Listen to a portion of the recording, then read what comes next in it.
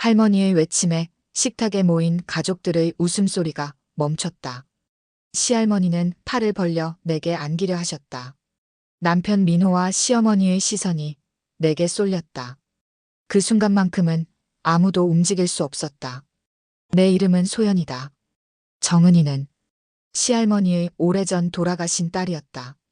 시할머니는 작년부터 치매 초기 증상으로 병원을 다니셨다. 하지만 그날 이전까지는 나를 며느리라고 부르시며 또렷이 알아보셨다. 3년 전 결혼의 시댁과 함께 살면서 나는 시할머니를 친할머니처럼 모셨다. 남편 민호의 어머니가 직장을 다니는 동안 집에서 일하는 내가 시할머니의 식사와 약을 챙겼다. 할머니, 저 소연이에요. 며느리 소연. 당황했지만 자연스럽게 웃으며 할머니 손을 잡았다. 시할머니는 내 얼굴을 유심히 보더니 이내 해맑게 웃으셨다. 그래, 우리 소연이지. 할미가 잠깐 헷갈렸네. 순간 시어머니의 표정이 어두워졌다. 시어머니 윤정 씨는 할머니의 딸이 아닌 며느리였다. 정은은 할머니의 친딸이자 시어머니의 시누이였다.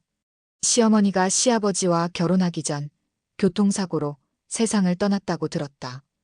어머님, 약 드실 시간이에요. 시어머니는 급하게 자리에서 일어나 할머니 약을 가져왔다.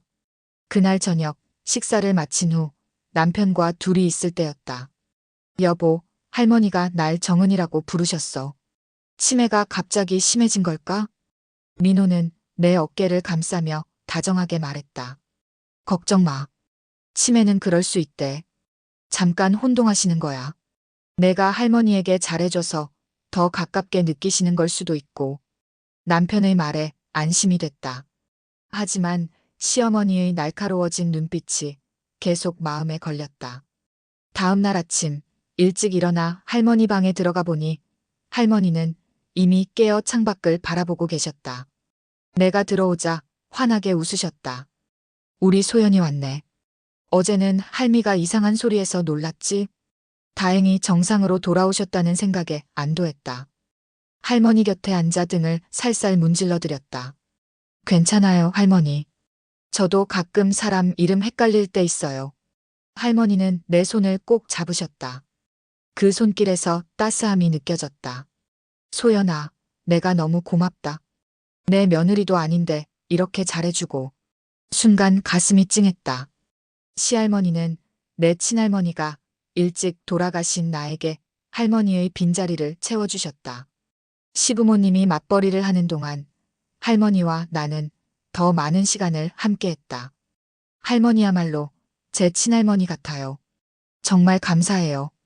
할머니와 함께 아침 준비를 하는데 부엌에서 지켜보던 시어머니의 얼굴에 미소가 번졌다. 시어머니도 어머니와 며느리가 사이좋게 지내는 모습이 좋았나 보다.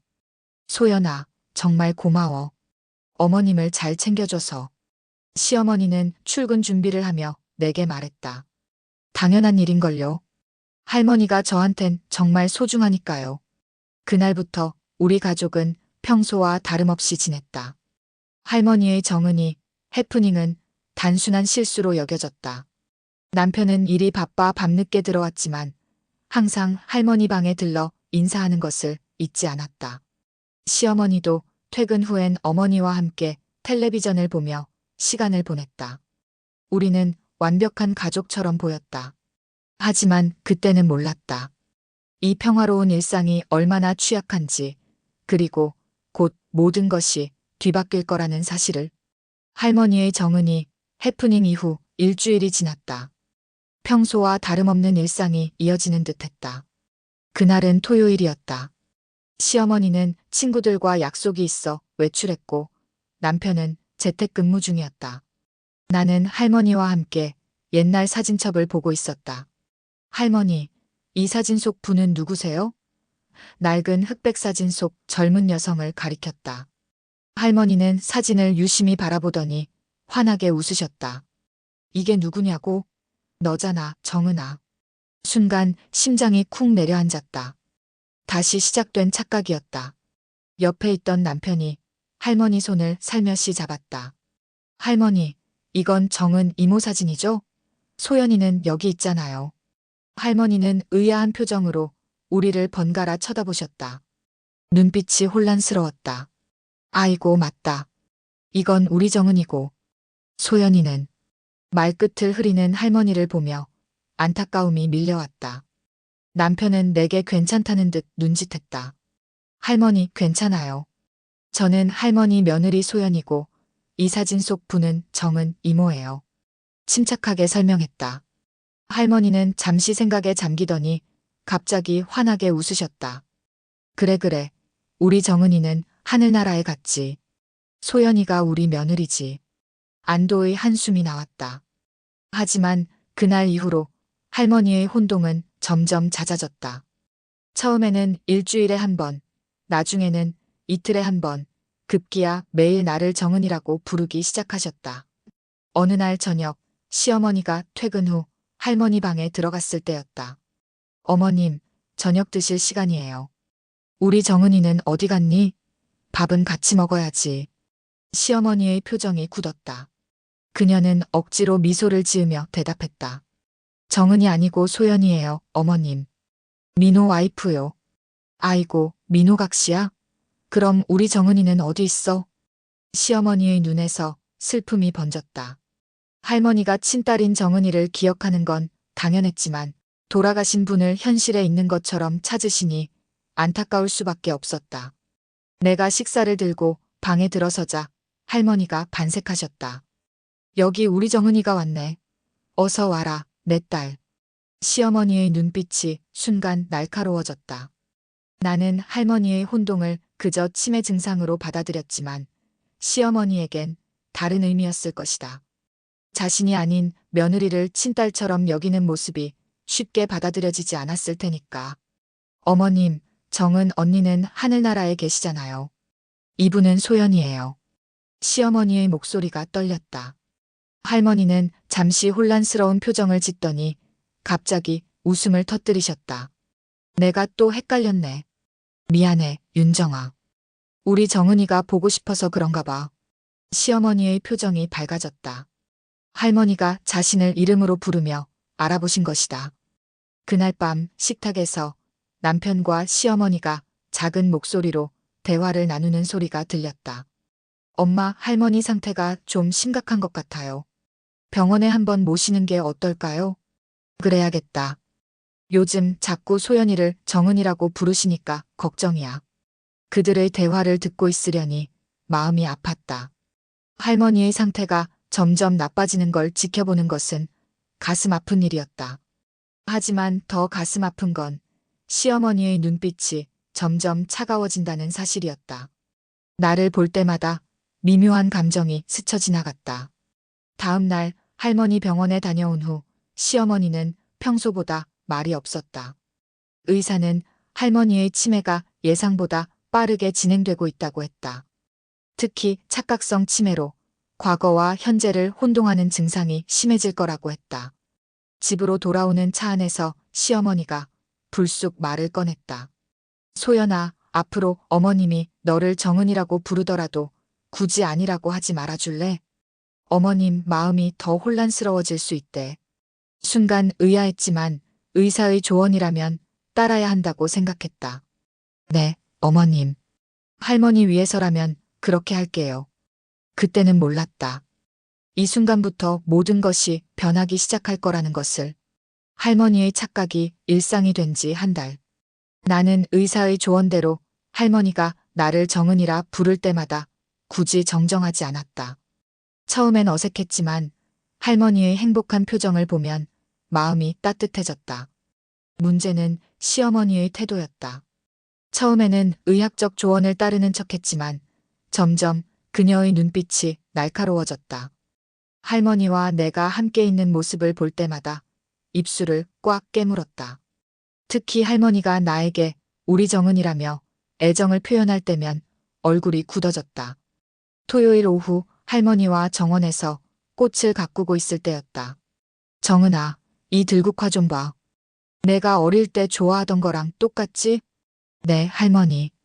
정말 예쁘네요. 자연스럽게 대답했다. 그때 현관문이 열리고 시어머니가 들어왔다. 우리의 대화를 들었는지 표정이 어두웠다. 어머님, 들어오세요. 날씨가 쌀쌀한데 밖에 계시면 감기 걸리세요. 시어머니는 할머니를 부축해 안으로 모셨다. 내게는 눈길도 주지 않았다. 집 안으로 들어와 주방에서 차를 준비하는데 시어머니가 뒤에서 불렀다. 소연아. 목소리가 차가웠다. 네, 어머님. 너무 몰입하는 거 아니니? 정은이 역할에. 가슴이 철렁 내려앉았다. 그동안 의사 지시에 따라 행동한 것뿐인데 시어머니는 내가 의도적으로 정은이 행세를 한다고 생각하는 듯했다. 어머님, 그게 아니라 의사 선생님이. 알아, 의사가 그랬다지. 하지만 넌 너무 즐기는 것 같아. 반박하려다 말았다. 시어머니의 눈에 담긴 감정은 단순한 걱정이 아니었다. 그것은 질투였다. 자신의 어머니가 며느리를 딸처럼 여기는 상황이 견디기 힘들었던 것이다. 그날 저녁 남편에게 상황을 설명했다. 여보, 어머님이 내가 할머니 상태를 악용한다고 생각하시는 것 같아. 민호는 고개를 저었다. 엄마가 그럴 리 없어. 어머님 건강이 안 좋으신 상황이라 예민하신 거야. 엄마도 이해해. 남편의 말에 고개를 끄덕였지만 마음 한편에선 불안감이 자라기 시작했다. 다음 날 아침 할머니 방에 들어가 보니 시어머니가 이미 와 계셨다. 할머니 머리를 빗겨드리며 다정하게 대화 중이었다. 어머님, 오늘은 제가 머리 감겨드릴게요. 예전에 항상 그랬잖아요. 그래, 우리 윤정이가 내 머리 감겨줬었나? 시어머니의 표정이 밝아졌다. 할머니가 자신을 기억해주는 순간이었다. 그럼요. 제가 어릴 때부터 어머님 머리 감겨드렸잖아요. 정은 언니는 항상 바빠서 못했지만 저는 항상 옆에 있었어요. 순간 동상이몽 같았다. 할머니는 혼란스러운 눈빛으로 시어머니를 바라봤다. 윤정이? 아, 그래, 민호각시지? 시어머니의 표정이 굳어졌다. 할머니는 다시 혼동하고 계셨다. 그리고 다음 말이 상황을 더 악화시켰다. 정은이는 어디 갔어? 아침부터 안 보이네. 시어머니는 잠시 침묵하더니 억지로 미소를 지었다. 정은 언니는 잠시 나갔어요. 곧 올 거예요. 내가 방에 들어서자 할머니가 환하게 웃으셨다. 여기 우리 정은이가 왔구나. 윤정이가 내 얘기를 하고 있었어. 시어머니의 눈빛이 칼날처럼 날카로워졌다. 그 시선에 온몸이 얼어붙는 것 같았다. 말없이 자리를 피하는 시어머니의 뒷모습에서 분노가 느껴졌다. 그날 이후로 시어머니는 의도적으로 나와 할머니가 함께하는 시간을 방해하기 시작했다. 내가 할머니 방에 들어가려 하면 먼저 들어가 문을 닫았고 할머니와 대화할 때면 끼어들어 화제를 돌렸다. 특히 할머니가 나를 정은이라 부를 때마다 즉각 정정했다. 어머님, 그분은 정은이가 아니라 소연이에요. 며느리라고요. 할머니는 점점 더 혼란스러워 하셨다. 어떤 날은 나를 알아보다가도 또 어떤 날은 완전히 정은이로 착각하셨다. 이런 상황이 계속되자 집안 분위기는 점점 무거워졌다. 할머니의 상태는 날이 갈수록 악화됐다. 밤에 잠을 제대로 못 주무시고 낮에는 계속 정은이를 찾으셨다. 시어머니의 강한 부정에도 불구하고 할머니는 나를 완전히 정은이로 확신하게 됐다. 이제는 내가 아무리 할머니, 저는 소연이에요라고 해도 들으려 하지 않으셨다. 그날은 평소보다 할머니가 더 예민하셨다. 아침부터 식사도 거부하시고 계속 창밖만 바라보셨다. 할머니, 죽이라도 한 그릇 드세요. 걱정되는 마음에 다가갔다. 할머니는 갑자기 내 손을 꼭 잡으셨다. 눈에는 눈물이 고여 있었다. 정은아, 이 집에서 나가자. 이상한 여자가 자꾸 너를 못 알아본다고 해. 내가 내 딸인데 왜 자꾸 아니라고 하는 거야? 가슴이 철렁 내려앉았다. 할머니가 말씀하시는 이상한 여자는 시어머니였다. 상황이 점점 복잡해지고 있었다. 할머니, 진정하세요. 괜찮아요. 아무도 우리를 헤어놓지 못해요. 할머니를 안심시키려 했다. 그때 방문이 열리며 시어머니가 들어왔다. 할머니의 말을 들었는지 표정이 굳어 있었다. 어머님, 약 드실 시간이에요. 시어머니는 차갑게 말했다. 할머니는 갑자기 벌떡 일어나 손가락으로 시어머니를 가리켰다. 당신 누구야? 왜 자꾸 내 딸을 괴롭히는 거야? 여기 정은이가 있는데 자꾸 아니라고. 시어머니의 얼굴이 창백해졌다. 할머니가 완전히 현실과 분리된 세계에 살고 계셨다. 어머님, 정신 차리세요. 저는 윤정이에요. 며느리라고요. 정은 언니는 20년 전에 돌아가셨잖아요. 할머니의 눈에서 분노가 번쩍였다. 거짓말 마. 여기 내 딸이 있는데 당신은 누구길래 자꾸 우리 집에 와서 이러는 거야? 시어머니의 눈에 눈물이 고였다. 20년간 모셨던 시어머니에게 누구냐고 묻는 상황이 얼마나 가슴 아플지 상상할 수 있었다. 어머님. 시어머니의 목소리가 떨렸다. 나가. 당장 내 집에서 나가. 할머니가 갑자기 소리를 질렀다. 상황이 걷잡을 수 없이 악화됐다. 할머니는 침대 옆 탁자를 붙잡고 일어나 위협적으로 다가섰다. 나는 급히 중간에 끼어들었다. 할머니, 진정하세요. 윤정 어머님이에요. 우리 가족이잖아요. 할머니는 잠시 혼란스러운 표정을 지었다가 다시 분노했다. 정은아, 넌 왜 그 여자 편을 들어? 당신, 내 딸을 세뇌했어. 시어머니는 더 이상 참지 못하고 방을 뛰쳐나갔다. 현관문이 요란하게 닫히는 소리가 들렸다. 할머니를 진정시키는데 1시간이 걸렸다. 저녁이 되어서야 시어머니가 돌아왔다. 눈이 붓고 지쳐 보였다. 남편이 어머니를 걱정스럽게 맞이했다. 엄마, 어디 계셨어요? 전화도 안 받으시고. 산책 좀 했어. 시어머니의 목소리는 공허했다. 그날 밤 민호와 시어머니가 거실에서 심각한 대화를 나누는 소리가 들렸다. 엄마, 할머니가 치매가 심해지셔서 그러신 거예요. 마음 아프게 생각하지 마세요. 내 할머니는 나를 완전히 잊어버렸어. 20년을 모셨는데. 시어머니의 목소리가 흐느낌으로 떨렸다. 소연이가 정은 이모랑 닮아서 그러시는 거래요. 의사 선생님도 그러셨잖아요. 그게 문제야. 소연이가 너무. 시어머니는 말을 삼켰다. 순간 가슴이 철렁 내려앉았다. 시어머니는 나를 탓하고 있었다. 남편이 무슨 말을 하려는 찰나 할머니 방에서 요란한 소리가 들렸다. 급히 달려가 보니 할머니가 바닥에 쓰러져 계셨다. 다급히 구급차를 불러 병원으로 향했다.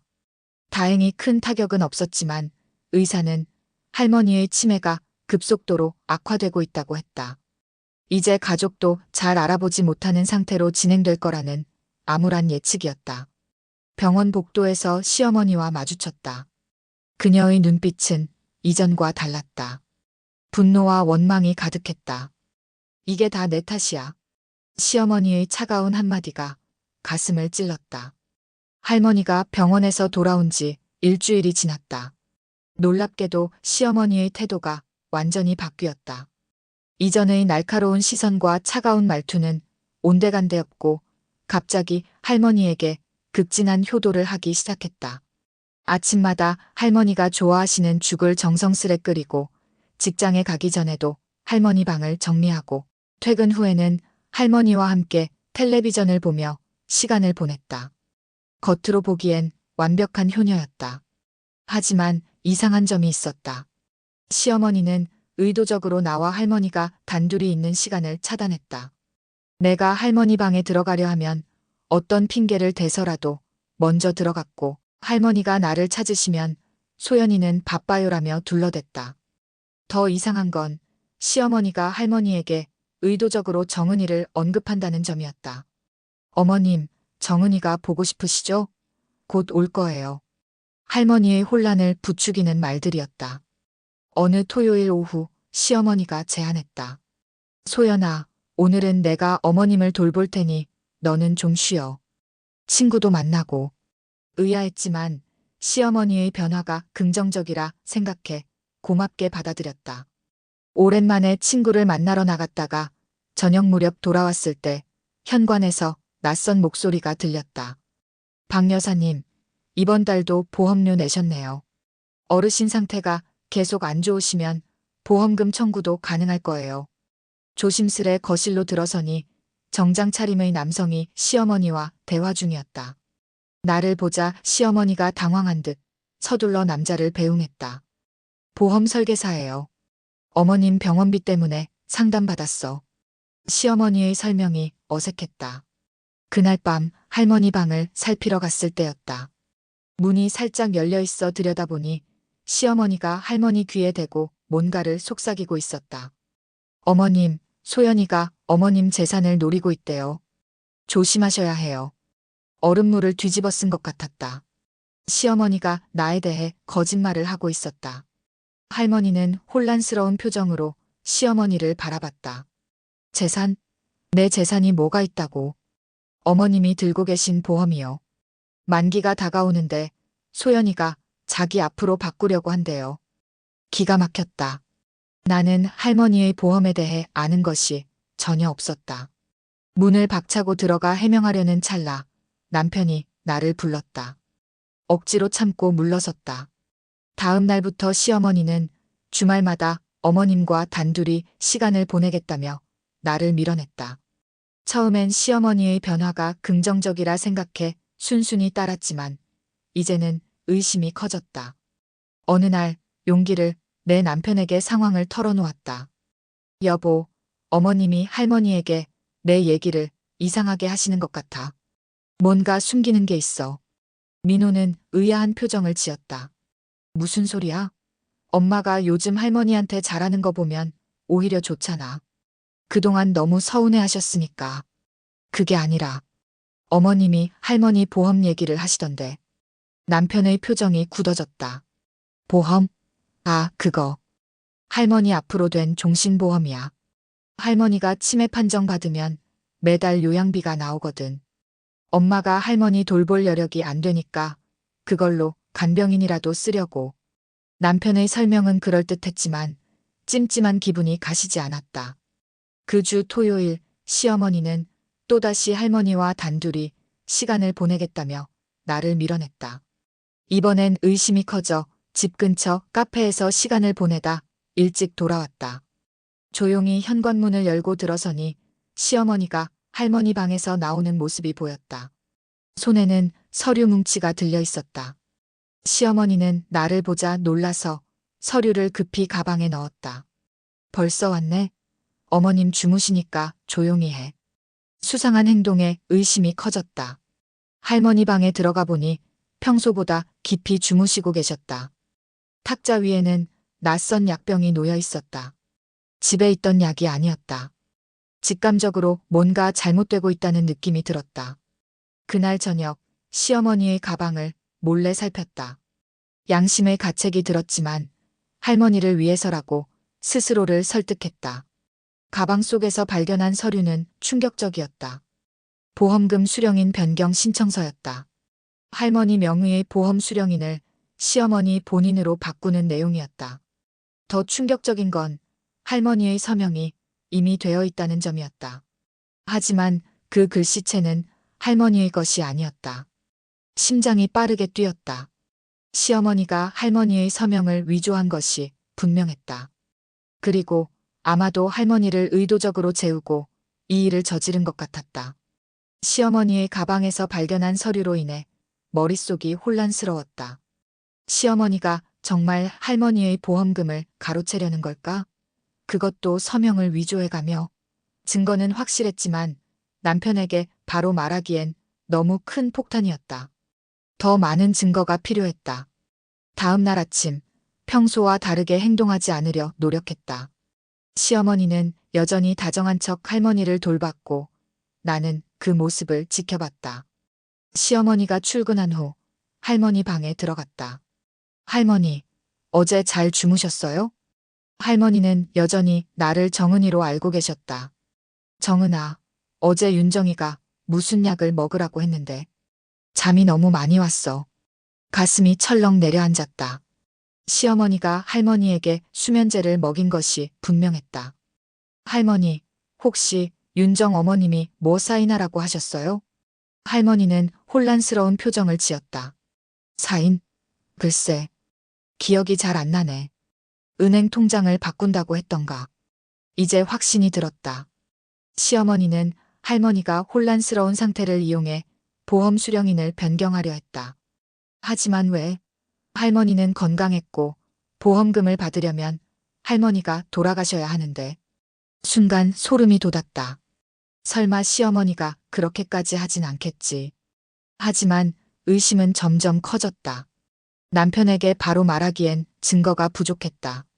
그는 어머니를 무조건 신뢰했고 내 말보다 어머니 말을 더 믿을 가능성이 컸다. 확실한 증거를 잡아야 했다. 그날 오후 할머니가 주무시는 동안 시어머니의 방을 수색했다. 양심의 가책이 들었지만 할머니를 지키기 위해서라고 자신을 다독였다. 옷장 깊숙한 곳에서 작은 상자를 발견했다. 그 안에는 여러 종류의 약들이 있었다. 모두 처방전 없이는 구할 수 없는 것들이었다. 가장 충격적인 건 노트였다. 시어머니는 자신의 일상을 꼼꼼히 기록해왔는데 최근 몇 달간의 기록은 주로 할머니의 상태와 보험 관련 내용이었다. 어머님 상태 악화됨. 정신과 의사 만나 상담. 치매 진단 확정되면 보험금 청구 가능. 소연이가 계속 방해됨. 어떻게든 저 애를 멀리해야 함. 어머님이 계속 정은이를 찾음. 이 상황을 이용해야 할 듯. 마지막 페이지에 적힌 내용은 충격적이었다. 수령인 변경 완료. 이제 시간 문제. 어머님, 약 용량 조금씩 늘려볼 것. 손이 떨렸다. 시어머니는 할머니에게 약을 먹여 상태를 악화시키려 했다. 그것도 보험금을 받기 위해. 증거를 사진으로 찍고 노트를 제자리에 돌려놓았다. 그날 저녁 친언니에게 전화했다. 모든 상황을 설명하고 조언을 구했다. 소연아, 이건 심각한 문제야. 경찰에 신고해야 할 수도 있어. 하지만 남편이 어머니 편을 들면 어떡해? 그래도 할머니 안전이 우선이야. 증거는 확실해? 사진으로 다 찍어놨어. 하지만 더 확실한 증거가 필요해. 언니의 조언대로 행동 계획을 세웠다. 일단 할머니 방에 소형 카메라를 설치하고 할머니가 먹는 약을 모두 검사하기로 했다. 무엇보다 시어머니가 할머니에게 약을 먹이는 장면을 포착해야 했다. 다음 날 시어머니가 출근한 틈을 타 할머니 방 구석에 작은 카메라를 설치했다. 또한 주방 약장에 있는 할머니 약들을 모두 확인했다. 놀랍게도 일부 약들은 원래 처방된 것과 다른 모양이었다. 시어머니가 약을 바꿔치기 한 것이 분명했다. 토요일 아침 시어머니는 또다시 나를 내보내려 했다. 소연아, 오늘도 내가 어머님 돌볼 테니 너는 나가서 쉬어. 이번엔 완강히 거부했다. 죄송해요, 어머님. 오늘은 제가 할머니랑 시간을 보내고 싶어요. 요즘 할머니 얼굴도 잘 못 봤거든요. 시어머니의 표정이 굳어졌다. 분명 계획이 있었던 모양이다. 뭐 그래. 그럼 내가 나갔다 올게. 시어머니가 나간 후 할머니 방에 들어가 감시 카메라를 점검했다. 다행히 잘 작동하고 있었다. 이제 시어머니의 계획이 무엇인지 확인할 수 있을 것이다. 일요일 아침 시어머니는 평소와 달리 서둘러 준비를 마쳤다. 오늘은 교회에 다녀올게. 어머님 약은 내가 미리 챙겨놨으니까 아침 먹을 때 꼭 먹이렴. 테이블 위에는 평소보다 많은 약들이 놓여 있었다. 시어머니가 나가자마자 약을 자세히 살펴봤다. 분명 할머니의 정규 처방약과 다른 것들이 섞여 있었다. 남편은 출장으로 집에 없었다. 혼자 결정을 내려야 했다. 침착하게 약들을 모두 사진 찍고 의심스러운 약들은 따로 봉투에 보관했다. 할머니에게는 의사가 처방한 원래 약만 드리기로 했다. 할머니, 약 드세요. 정은아, 이거 맛있으더라. 어제는 머리가 너무 아팠어. 할머니의 말을 듣고 더욱 확신이 들었다. 시어머니가 분명 할머니의 건강을 해치는 약을 먹이고 있었던 것이다. 오후 시어머니가 돌아왔다. 평소와 달리 표정이 어두웠다. 어머님은 어때? 약은 다 먹였어? 네, 걱정 마세요. 제가 잘 챙겼어요. 거짓말이 목구멍까지 차올랐지만 침착하게 대답했다. 시어머니는 곧장 할머니 방으로 향했다. 나는 노트북으로 설치해둔 카메라 영상을 확인했다. 시어머니는 할머니 옆에 앉아 다정하게 대화를 나누고 있었다. 어머님, 오늘 기분이 어떠세요? 괜찮아. 오늘은 머리도 안 아프고 좋네. 시어머니의 표정이 굳어졌다. 약은 다 드셨어요? 소연이가 제대로 챙겨줬나요? 응, 우리 정은이가 잘 챙겨줬어. 시어머니는 잠시 침묵하더니 갑자기 서랍에서 약병을 꺼냈다. 어머님, 이 약도 드셔야 해요. 의사 선생님이 꼭 드시라고 했어요. 심장이 쿵 내려앉았다. 시어머니는 추가로 약을 먹이려 하고 있었다. 할머니가 순순히 약을 받아 드시려는 찰나 나는 급히 방으로 달려갔다. 어머님, 그 약은 뭐예요? 문을 열고 소리쳤다. 시어머니는 놀라서 약병을 떨어뜨렸다. 알약들이 바닥에 흩어졌다. 소연아. 이건 그냥 비타민이야. 정말요? 그럼 제가 한번 먹어봐도 될까요? 바닥에 떨어진 약을 집어들었다. 시어머니의 얼굴이 창백해졌다. 그녀는 황급히 내 손에서 약을 빼앗았다. 안 돼. 그건 어머님 전용 약이야. 더 이상 의심의 여지가 없었다. 그 자리에서 남편에게 전화를 걸었다. 여보, 지금 당장 집에 와야 해. 어머님이 할머니께 이상한 약을 먹이고 있어. 시어머니의 눈에 공포가 어렸다. 남편은 황당하다는 반응이었지만 내 다급한 목소리에 곧장 돌아오겠다고 했다. 시어머니는 갑자기 태도를 바꿨다. 소연아, 오해하지 마. 이건 다 어머님을 위한 거야. 의사가 처방한 약을 좀 더 드리는 것뿐이야. 어머님, 이제 그만 거짓말하세요. 저 다 알아요. 보험금 때문에 할머니를 해치려고 한 거. 시어머니의 얼굴이 굳어졌다. 그녀는 잠시 침묵하더니 갑자기 할머니를 향해 돌아섰다. 어머님, 소연이가 어머님 재산을 노리고 있어요. 제가 말했잖아요. 조심하라고. 할머니는 혼란스러운 표정으로 우리를 번갈아 쳐다봤다. 나는 가방에서 증거들을 꺼냈다. 시어머니의 노트, 약 사진, 그리고 방금 찍은 영상까지. 할머니, 윤정 어머님이 할머니 보험금을 노리고 있어요. 이 약들도 할머니를 아프게 하려고 준 거고요. 시어머니는 내 손에서 증거들을 빼앗으려 했지만 나는 물러서지 않았다. 우리의 실랑이를 지켜보던 할머니가 갑자기 소리쳤다. 윤정아, 내가 정말 그랬니? 놀랍게도 할머니가 시어머니의 이름을 정확히 부르며 또렷한 정신으로 물었다. 시어머니는 당황했다. 어머님, 이게 무슨. 그때 현관문이 열리는 소리가 들렸다. 남편이 예상보다 빨리 도착한 것이다. 그는 헐레벌떡 할머니 방으로 들어왔다. 무슨 일이야? 소연아, 엄마한테 무슨 말을. 남편의 말이 끝나기도 전에 나는 모든 증거를 내밀었다. 시어머니의 노트, 약들, 그리고 방금 찍은 영상까지.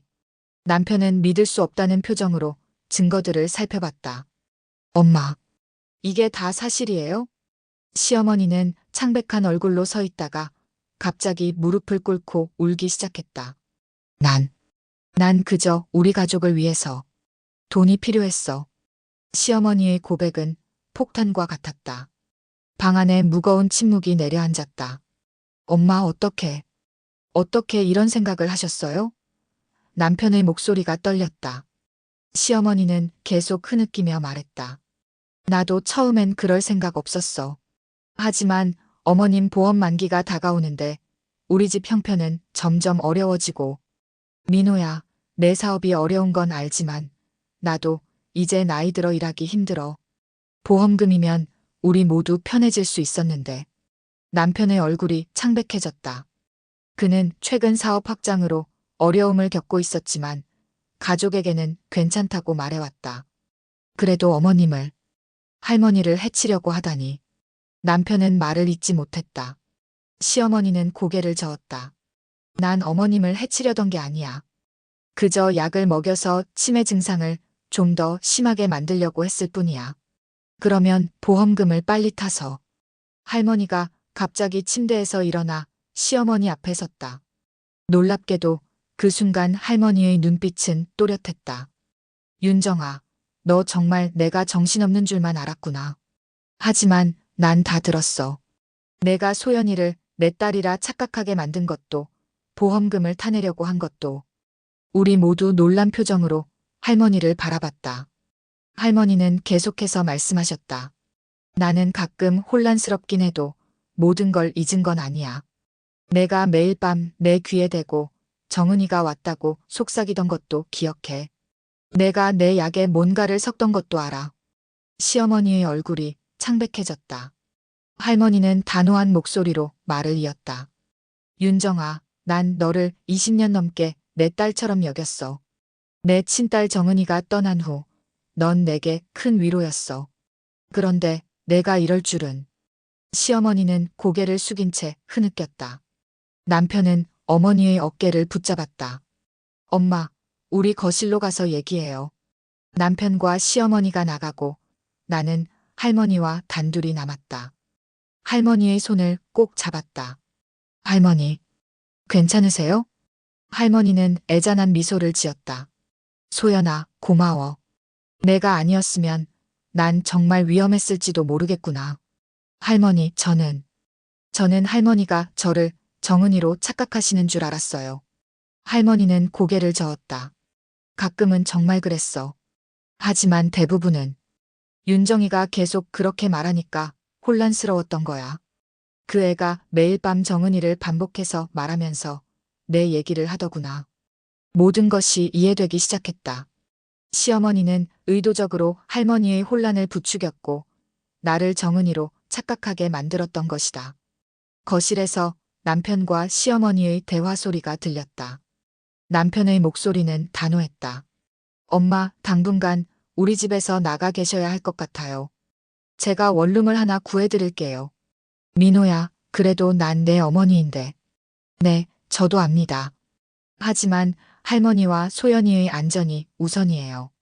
엄마가 진심으로 반성하고 치료를 받을 때까지는 같이 살 수 없어요. 시어머니의 흐느끼는 소리가 들렸다. 가슴이 아팠지만 남편의 결정이 옳다고 생각했다. 다음 날 시어머니는 짐을 싸서 집을 나갔다. 남편이 구해준 원룸으로 이사하는 것이었다. 떠나기 전 시어머니는 할머니 방 앞에서 망설이다 문을 두드렸다. 어머님, 정말 죄송합니다. 용서해 주시진 않겠지만. 할머니는 잠시 침묵하더니 조용히 대답하셨다. 윤정아, 내가 한 일은 용서하기 어렵구나. 하지만 넌 여전히 내 가족이야. 시간이 지나면 언젠가는. 시어머니는 고개를 숙이고 나갔다. 현관문이 닫히는 소리와 함께 집안에 평화가 찾아왔다. 그날 저녁 남편과 나 그리고 할머니는 오랜만에 함께 식사를 했다.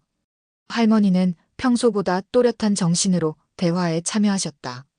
특히 놀라운 건 할머니가 나를 소연아라고 제대로 불렀다는 점이었다. 소연아, 정말 고마워. 내가 아니었으면 난 윤정이한테 완전히 속을 뻔했어. 남편은 할머니의 손을 꼭 잡았다. 할머니, 앞으로 제가 할머니 더 잘 모실게요. 엄마가 한 일 정말 죄송해요. 할머니는 미소 지으셨다. 괜찮아, 민호야. 넌 잘못 없어. 그리고 난 소연이가 곁에 있어서 정말 다행이야. 식사 후 남편이 설거지를 하는 동안 할머니와 나는 거실 소파에 나란히 앉았다. 할머니는 내 손을 꼭 잡으셨다. 소연아, 넌 정은이는 아니지만 내게 정은이보다 더 소중한 존재가 됐구나. 눈물이 차올랐다. 할머니의 어깨를 감싸 안았다. 할머니도 제게 너무 소중해요. 앞으로 제가 할머니 곁에서 잘 모실게요. 이제 우리 가족의 중심은 바뀌었다. 더 이상 시어머니의 그림자가 드리우지 않는 집에서 나는 할머니와 남편을 지키는 가장 강한 존재가 되었다. 할머니의 치매는 여전했지만 시어머니의 악영향에서 벗어나자 상태가 눈에 띄게 호전됐다. 한 달 후 남편은 시어머니의 보험 사기 시도를 보험사에 신고했다. 법적 처벌까지는 가지 않았지만 시어머니는 정신과 치료를 받기 시작했다. 언젠가 그녀도 우리 가족으로 돌아올 수 있을지 모른다. 하지만 그때까지 우리 가족의 중심은 나였고 할머니를 지키는 건 내 역할이었다. 소연아, 오늘은 뭐 먹고 싶어? 할머니가 부엌에서 물었다. 할머니가 좋아하시는 거 해요. 제가 도와드릴게요.